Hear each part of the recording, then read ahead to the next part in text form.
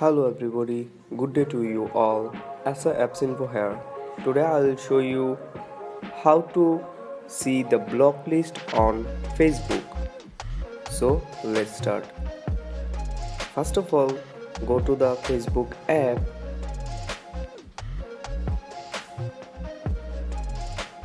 Then go to the menu option.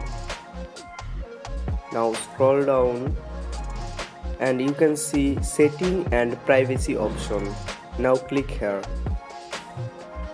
Now click on the setting option. Here you can see lots of options. Scroll down and you can see an option that blocking. Now click on that. Here you can see the block list.